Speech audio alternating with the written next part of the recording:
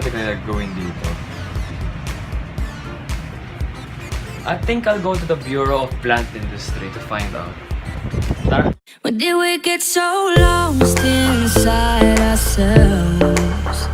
We used to be strong, now it's like we don't care.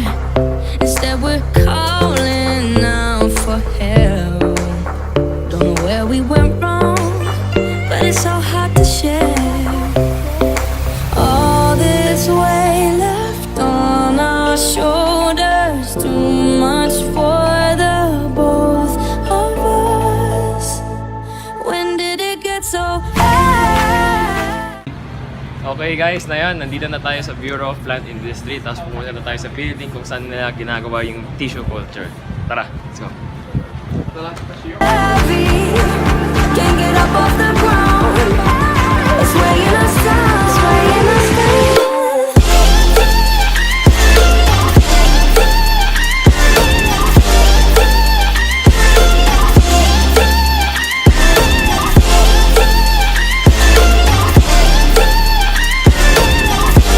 Okay, so now we're going to interview the manager for the tissue culture department. But right now, they're having a meeting about tissue culture, so we have to wait for a while about it. Say, thought that we had made a promise that we would 6.5 hours later. with all this weight left on our shoulders. 2,000 years later. For the both of us. When did it get so high? Eternity later.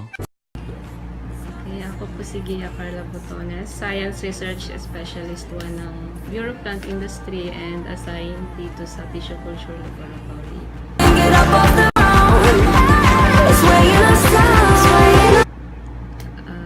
With regards to what is tissue culture is one way of propagating or multiplying plants wherein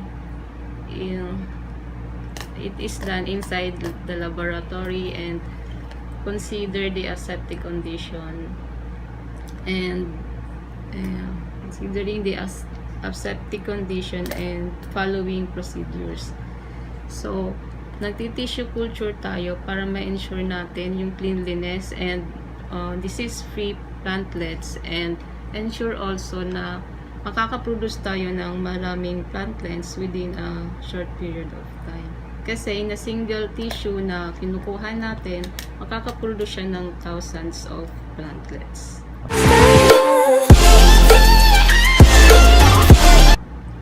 Sa pagti-tissue culture, kailangan natin ng explants wherein depende yun sa kind ng tanim na iti-tissue culture natin, at depende din sa mga established protocol na existing sa atin. Example sa strawberry na ginagawa na namin tissue culture, yung explant na ginagawa namin or ginagamit namin is the true meristem culture. And doon sa steps na yon, yung explant na yon, ina-undergo namin siya ng sterilization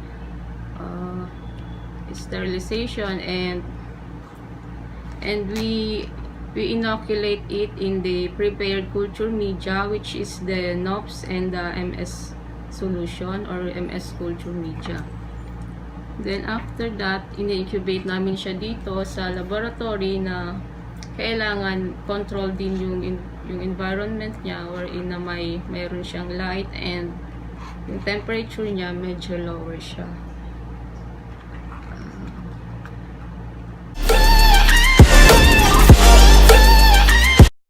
Sa mga equipments, meron po kaming ginagamit na laminar flow, wherein yun po yung doon kami nag-isolate and nagsa-subculture ng mga plantlets po namin. Meron din pong mga sterilization materials like the autoclave or yung pressure cooker ang ginagamit namin.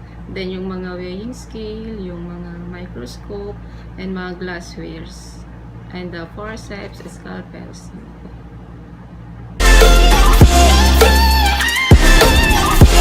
Yung yun nga po yung nabanggit ko kanina, isa sa technique is yung meristem culture. Meron din po yung shoot tip culture or meron din single node culture. Depende rin po sa tanim na gagamitin po natin. And like sa mga fruit trees, may ibang procedures din po silang ginagamit and ibang culture media and protocols na sinusunod po.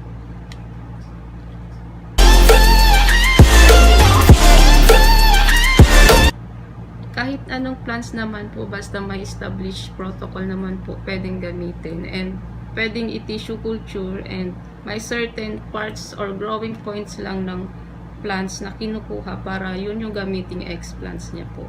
Para maging successful yung tissue culture.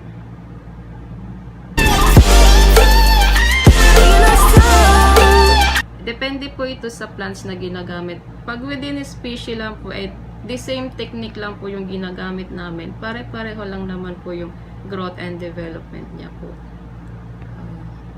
And ito po kasi depende din po sa stages and depende po dun sa culture media na ginagamit namin, wherein yung stages na yon different po yung formulation and composition po ng culture media.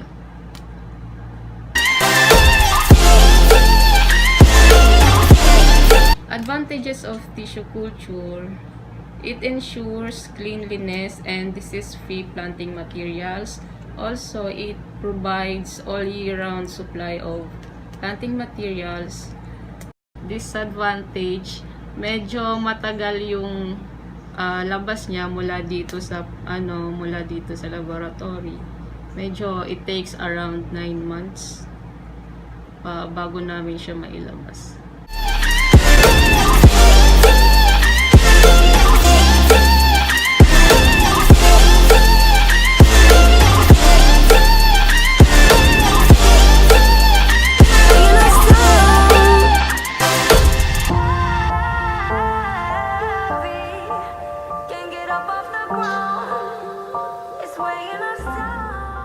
Where did we get so lost inside ourselves?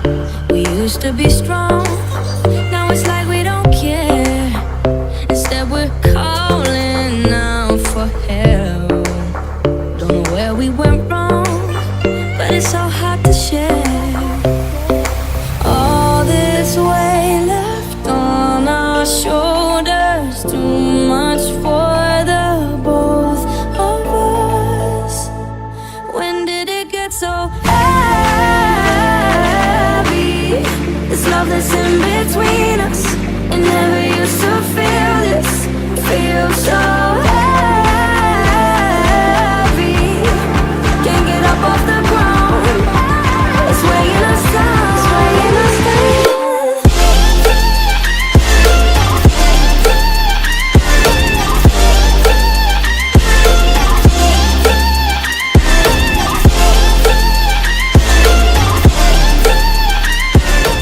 We just interviewed the culturist about tissue culture and everything, gave us a tour of the lab and discussed everything that we need to know about tissue culture.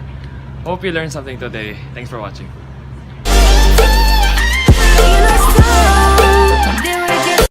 Tissue culture refers to a method in which fragments of a tissue are introduced into a new artificial environment where they continue to function or grow.